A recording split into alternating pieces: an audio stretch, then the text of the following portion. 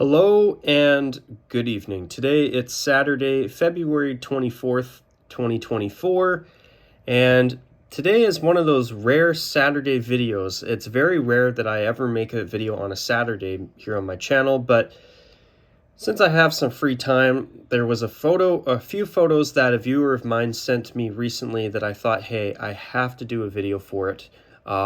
It's really cool.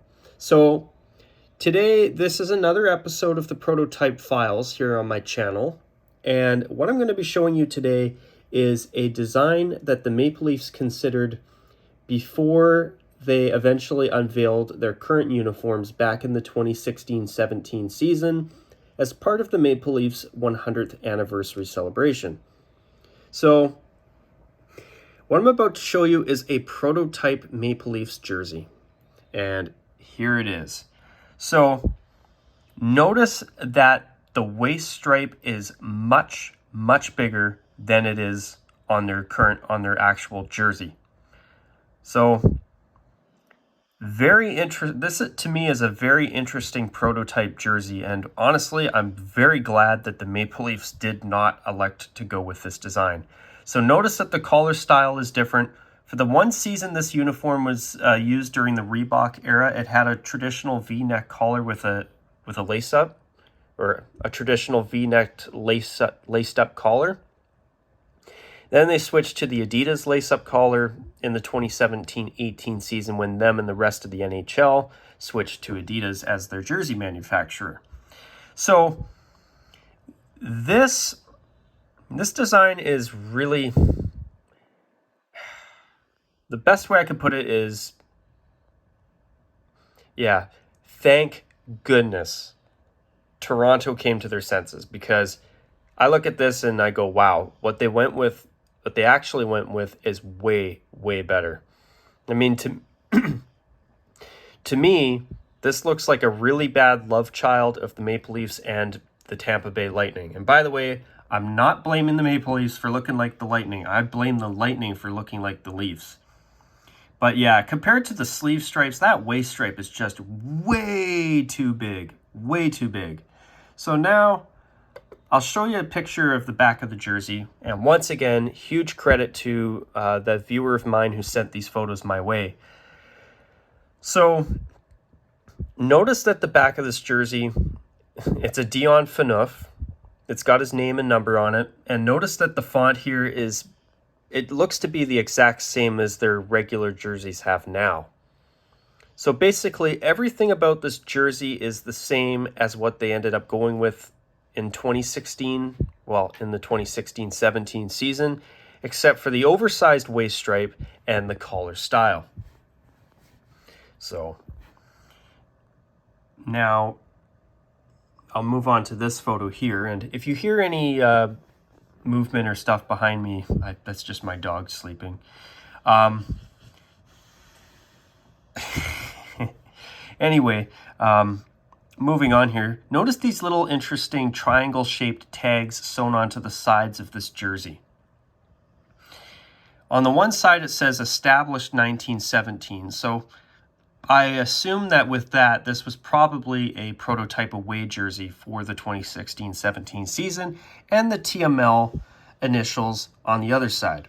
Last time we've seen a TML initial on the Maple Leafs jerseys was back in the 2000s when they had a TML shoulder patch on their jerseys at the time. And thinking about that reminds me of my childhood, when you would always see Matt Sundin, the likes of Matt Sundin, Aki Berg, Ty Domi, Darcy Tucker, Brian McCabe, and even Curtis Joseph in Maple Leaf sweaters at the time. And, you know, I remember last year when the Maple Leafs finally were able to get past the first round for the first time since the 2000s. And I'm hoping that we're finally going to see a Canadian team win the Stanley Cup soon. And now that the Maple Leafs have finally been able to get past the first round, I'm hoping that if there's any team that wins the Stanley Cup this year, that it's from Canada. I mean, whether it's Toronto, Ottawa, Montreal, Edmonton, Calgary, Winnipeg, or Vancouver, I don't care who it is. I just want to see a Canadian team win the Stanley Cup. We haven't had a Canadian team win the Stanley Cup since 1993. And, you know, even though I'm not a Leafs fan, when the playoffs start, I always root for them because I just want to see a Canadian team win the Stanley Cup. So looking at that TML initial patch on the side here, it reminds me of my childhood when watching those great Maple Leafs players back in the day, and the last time they were able to get past the first round. Not to throw any shade at Leafs fans, I'm actually really hoping this is the year that if none of the other Canadian teams go on a deep run, hopefully it'll be Toronto that wins the Stanley Cup. But if you don't agree with me, we'll just have to agree to disagree. But anyway, the next photo I want to show you here is the collar. Notice that this is the pre-Adidas thick, wide collar style that some jerseys did use at the end of the Reebok era. I believe this collar, if I remember correctly, this collar style here was first introduced in the 2015-16 Stadium Series games because there was Minnesota and Chicago and Detroit and Colorado. And after that, I also believe that the New York Islanders Brooklyn-themed black third jersey also used this collar design as well. So, yeah, I mean, I have never liked this collar design, and thankfully, not only did the Maple Leafs come to their senses and go with the Reebok lace-up collar style, but even in the Adidas era, the Adidas lace-up collar style, in my opinion, is better than this collar design here.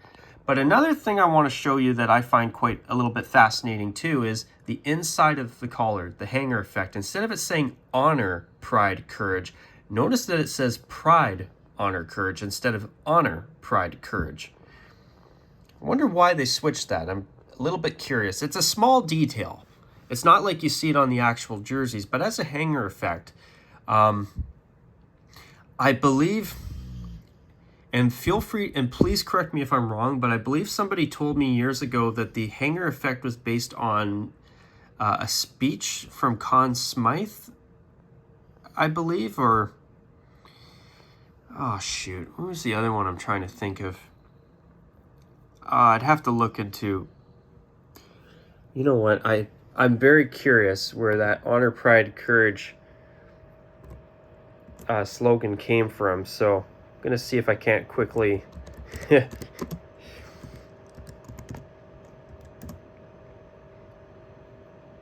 I wonder where that comes from.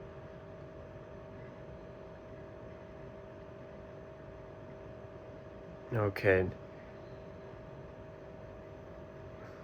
I kind of think it was from Conn Smythe, but please correct me if I'm wrong. I kind of have a feeling that I might be wrong. I'm not going to spend any more time looking for it because I don't want this video to go on for too long. But yeah, the collar style here, not only do I not like the collar style, but that oversized waist stripe, I mean, as I said earlier, this looks like a horrible love child of the Maple Leafs and the Tampa Bay Lightning, and I'm so glad that the Maple Leafs not only went with a way better collar design, but they dealt with the elephant in the room here, that oversized waist stripe. Good on them for fixing that and the collar. So I'm glad that this jersey is nothing more than a prototype, because as far as I'm concerned, if this is what they ended up using as their away uniform, it would have been a disaster.